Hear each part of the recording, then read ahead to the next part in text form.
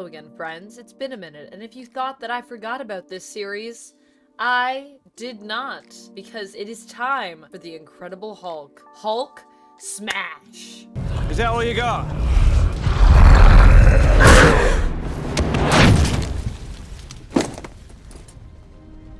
So we're going to talk about the things that I liked, the things that I didn't like with the Incredible Hulk. It is part of the MCU, and just to clarify with you guys, in my previous video, I was talking about, do I do the Hulk, do I not do the Hulk? I was talking about Ang Lee's Hulk, which the Incredible Hulk is kind of an unofficial sequel to. So just to clarify, when I was talking about that, I was referring to Ang Lee's Hulk, but then later I was talking about the Incredible Hulk. Those are two different movies, and I should have been more clear, and I apologize about that, but yeah, that's what we're talking about here, and they do have a connection, even though this is obviously its own universe, its own thing, because it's part of the MCU universe. Now, that being said, at the beginning of this film, it starts off very interestingly. It starts off with this montage of the origin of the Hulk, who ends up becoming the Hulk. Bruce Banner becomes the Hulk through experimenting on himself, and kind of in a way to recreate almost like the super soldier serum is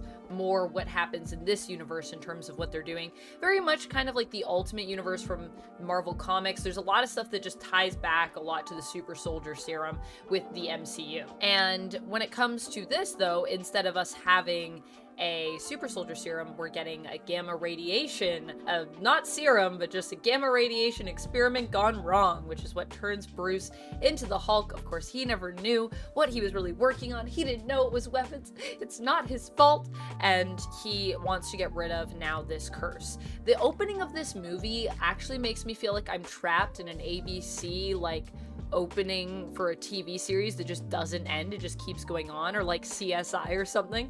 I actually appreciate what they're doing, because I do like that this film doesn't start with the origin. It actually starts with Bruce. He's already the Hulk, and he's just trying to gain control of this and ultimately find a way to cure himself. So I like that we skipped the origin for Hulk, because, you know, we've already had so many stories that have gone into that, and I think the first half of this film is actually pretty interesting, and I like it. I also feel that the thing with the opening, though, is my favorite part of it is when they show articles that are kind of piecing together what happened, as opposed to it being like a dramatic reenactment of a similar story to Ang Lee's Hulk. It's not quite the same, but similar indeed. The other thing that I feel about this film is there was obviously a lot of behind the scenes drama, and before I sat down to film this video, I got a little lost in the sauce when it came to all that behind the scenes drama,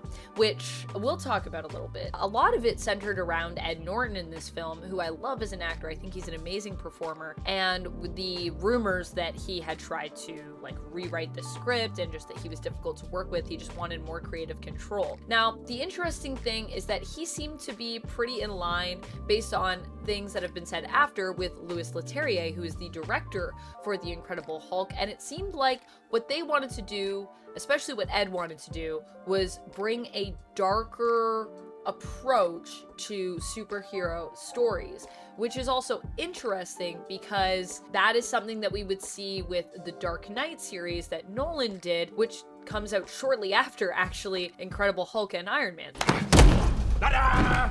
It's gone. That is an example of how you can do sort of a darker tone and you can really make it work. Obviously, with Batman, it works really well, but I think also with Hulk, it could have worked really well. That being said, I do feel that Ed Norton in this film as Bruce Banner is kind of just all right. I can see what he's going for with kind of a PTSD angle, like Hulk is basically possessing him, and I think at one point Ed said that it was basically like Hulk is like Bruce, like he takes over his mind. I will say he has a line in this film where he describes what it's like. And he talks about how it feels like your brain is basically being filled with like acid. It sounds extremely painful and awful, and it's a traumatic experience for him where he feels like he is not in control. He feels hazy, like he's in the back seat, and then sometimes he just gets flashes of what he has experienced as the Hulk, which he sees as a completely different entity. Now, I think some of these angles are interesting for the exploration of the character, but ultimately I just feel like when it comes to the comics, there's a lot more interesting interpretations that we've gotten of Bruce's relationship with the Hulk than what we get in this film. And while I do feel like they talk a lot about how Bruce feels about the Hulk, we don't get as much of how Hulk feels about Bruce, and I wish we got a little bit more of that. The ultimate thing, though, is that Bruce Banner is just not as interesting as characters like Emil Blonsky. I feel like Tim Roth in this movie kind of steals the film, even though we know a lot less about Emil because we don't really focus too much on his character. He just is here every now and then. He's working with Ross, and then he ultimately goes through a treatment to become like the Hulk when they're able to sort of get a sample and try to recreate that. And then ultimately he gets a thirst for that power, wanting to square off with the Hulk, wanting to have the power of the Hulk. And he in the end convinces Samuel Stearns to turn him into what will become Abomination. And we get that classic line where Samuel Stearns says, I don't know what you've got inside you already. The mixture could be an abomination. Understandably, because I feel like Emil Blonsky, he does get that Hulk smash. Hulk smashes a lot in this film, and as I said, I do think that is the thesis of the film. It has a lot of interesting concepts, but it just doesn't really ever fully come together like Iron Man does, and it feels like sometimes this film is at war with itself. And having heard some of the behind the scenes conflicts that existed, particularly with Ed Norton and Marvel, and with Louis Leterrier and Marvel as well, this idea that they kind of wanted a more serious angle, Marvel wanted it to be a little bit more commercial, a little bit more humorous, a little lighter. You can see why it doesn't really fully come together. But the concepts that I think are really cool is we have three sort of key characters that have different approaches to the gamma radiation, which gives us the power of the Hulk here. So you have Bruce Banner, who does not like that. He wants to get rid of it. He wants a cure. He actually hates being the Hulk. He hates the Hulk. Emil, who becomes just really wants it. Like the more he gets,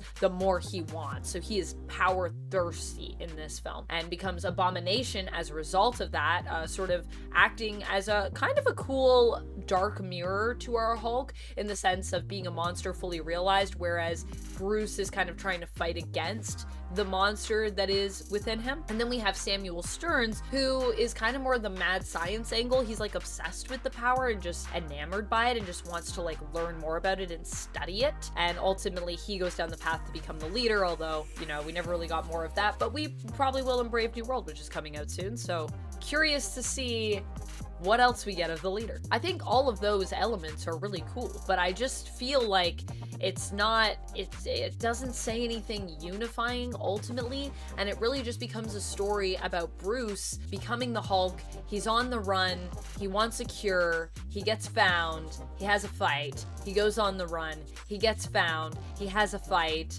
and ultimately goes on the run. And then he gets found after maybe getting a cure, and then it doesn't get a cure really, and then has a fight, and then ultimately decides, yeah, I guess I'll just kind of be the Hulk. Because at the end of the film, Ed Norton is seen meditating as Bruce Banner, and then we hear his heart speeding up, and then his eyes open and they're green. Like he's embraced almost this idea of using the Hulk, harnessing that power, but without any actual emotional beats to bring us to that moment. I guess because he had to fight Abomination in this awful CG fight. Honestly, the best fight in the film is the one that happens in the middle, where he has the standoff against the military and where he quickly disposes of Emil Blonsky. Hulk smash. That is the best part. And then the fight that we get at the end feels a little bit empty. Like I get he wants to protect Betty. That's sort of Bruce Banner's, I guess, motivation here to jump into the fight as the Hulk. And because he feels like he's the only one as the Hulk that can stand against Abomination, I understand all of that, but it just ends up being a really lackluster, does not hold up well, that CG fight between these two monsters that feels ultimately like an empty kaiju fight. There's just not a lot of emotional stakes. And I gotta say, I feel bad for Betty in this movie. Betty, I feel like they basically wanted to do Pepper Potts, but as a doctor. We'll call her Dr. Pepper. She's basically Pepper Potts as a doctor, Dr. Pepper with glasses, and whispers all the time. She's like, oh, Bruce, like, come with me, Bruce. Bruce, wake up, Bruce. Bruce, I think that we're in danger. Where are we? How will we go on the run? And she's supposed to be smart, but we never really get that sense from her other than the fact that she wears glasses. And I get that she's supposed to be sensitive and empathic, and I think that's a beautiful element of Betty, but it's really kind of all we get with her. I don't know. It's interesting because I also really like Liv Tyler, so I don't want to blame her for it, but I just feel like I don't know if it's the direction, if it's just the script here. The script is done by Zach Penn, and apparently Ed Norton did try to do some rewrites or something like that, but Zach Penn was the one that ultimately ended up getting the only script writing credit for this film. Louis Leterrier has said that the first half of the film is basically what he wanted, and the second half of the film is basically what Marvel wanted. So take that as you will. And I feel like the first half of the film is definitely better than the second half. Betty doesn't get much to do throughout really any of it. She kind of feels like an accessory who's supposed to be there because there's this romance, and that's kind of helping to ground Bruce, and he obviously wants to protect Betty. Even when he's the Hulk, she has this connection to the Hulk as well. But it never really, it just doesn't, they don't really build it in a way that feels meaningful. So that's the unfortunate part of that. I feel like actually the only moments where Betty pops at all in this film and is interesting is when she actually does get mad. She has a few moments where she gets mad at Ross, where we learn that that's her dad. Or I mean, if you didn't read the comics, you'd be learning that that's her dad. I thought that was a really good moment, actually, because I thought people that are not familiar with this character, this is like a really great moment. And also William Hurt as Ross is so good. Man, I am really gonna miss him as Ross. He's really good in this movie. I feel like, yeah, he and Liv kind of have a great moment when he's in the tank and she says, you know, Dad, like, stop, and then she's like, Dad, and you can see that conflict in him, like he's on this hunt for the Hulk, he can't give it up, but at the same time, like, that's his daughter out there. And the other moment where I feel like she actually kind of just feels like a person is when she gets mad at the cab driver when they're driving through New York City, and she gets mad at him for driving all crazy and then like being flirty with her. And that's the only other moment. And then Bruce basically says, you know, I have some techniques that might help you for that anger. And she's like, shut it. I don't want to hear about it.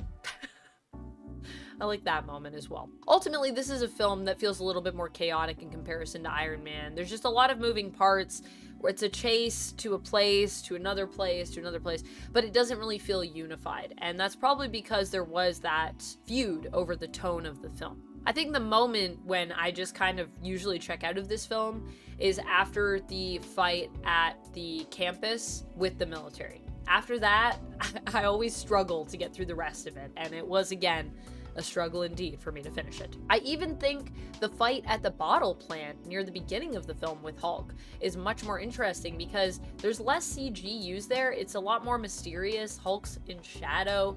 He actually feels more intimidating because of the mystery there. There's like a power to him, but it's like this force that we see, and so our imaginations get to fill in the gaps a lot more. I wish they had done more of that in the film. I think that actually would have been a stronger choice. I understand, though, that you kind of need to show the Hulk, and that when it came to even Ang Lee's Hulk, that was a huge complaint people had with that film, was that there just wasn't enough Hulk in it. So you want to deliver, but at the same time, that CG was not where we needed it to be at the time. It was 2008. So overall, I think this is a film that has some really fun fan service. It has some really cool concepts, but ultimately, it just doesn't come together, especially when you consider just how many great people you have actually working on the film, and when you consider the comic book material that we also have for a lot of these characters' backstories and just their relationships with each other, especially the relationship, I think, between Hulk and Bruce,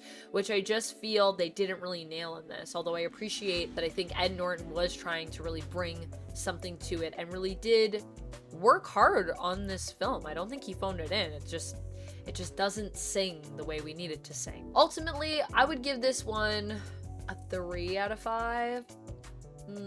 Yeah, I think I'm gonna go with a 3 out of 5. I'm tempted to go 2, but there is a lot of stuff that I like in it. I even like how green it is. It's such a green film. And there's a lot of characters that I think the actors are doing great jobs. I just wish, I don't know, I guess ultimately I just wish that the script was better, really. I feel like a lot of what we're missing here is coming from the script. So that's what I got to say about that. Let me know your thoughts down in the comments below. How are you feeling about The Incredible Hulk? If you missed it, I did a review of Iron Man as well. This is my journey through the MCU, rewatching everything and kind of going back and just reassessing it, something that obviously I didn't do on my channel because I wasn't making content at the times that these films came out and I originally saw them. Next up, I believe, is Iron Man 2, which it's pretty crazy to think that, you know, there was Iron Man and then Iron Man 2 so quickly after, like that's our next movie, which Iron Man 2 is an experience. I do think it's gonna be better than The Incredible Hulk though, so yeah, we'll see how it goes.